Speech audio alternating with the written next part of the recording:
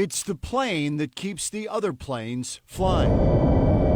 The KC-135 Stratotanker. Its twin is the old 707, but this one can carry 5 semi-tankers worth of fuel.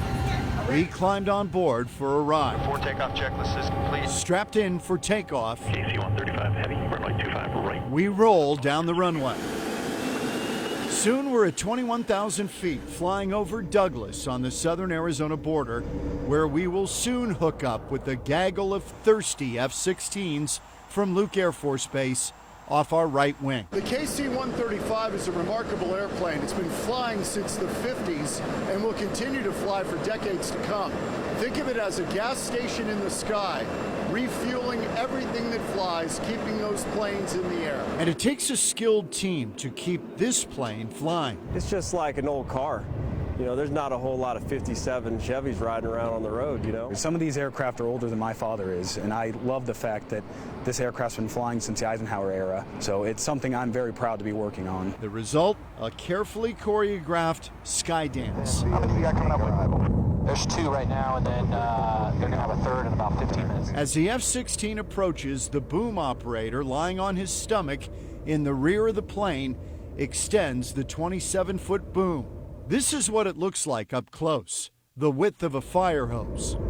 As the F-16 pilot gets to within 10 feet of the boom operator, with his head steadied on a chin rest, gingerly works the controls to make the connection.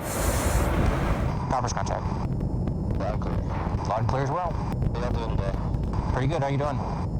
Not bad. It's my second time doing this, so I'll figure it out. No worries. Looks good. This requires incredible teamwork from the pilots up front. Offloading 2K coming your way. To keep the KC-135 steady, while the boom operator and the F-16 pilot finesse the connection. Not too far back.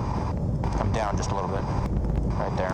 Veteran boom operator Master Sergeant Vince Jones explains. You give them that stable platform, like I said, constant airspeed, a constant altitude. We're not porpoising up and down, and they're coming in at a constant airspeed with a constant closure rate that's not too fast, not too slow, which allows us to then zoom in on our target for the boom. The KC-135 can offload more fuel in 8 minutes than a gas station can pump in 24 hours.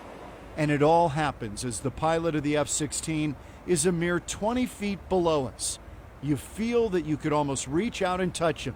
He's that close. A lot of skill, really good depth perception, hand-eye coordination, really good teamwork between the tanker pilot and the receiver pilot and the boom operator. Showing 2K, offload complete. Offload complete. Tank full, he breaks off and gives us a thumbs up.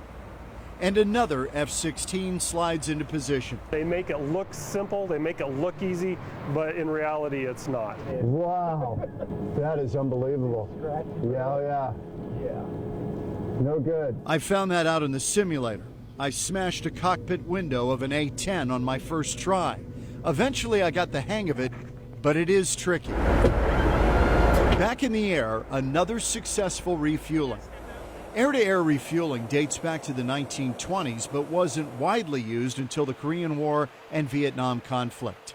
This technology allows our military planes to stay aloft as long as necessary to carry out the mission. Many of the fighters out there have a limited range, and our ability to aerial refuel turns these from a local force into a force that can be used internationally and worldwide. The 161st Refueling Wing quietly carrying out this vital mission every day, as it has now for more than 50 years.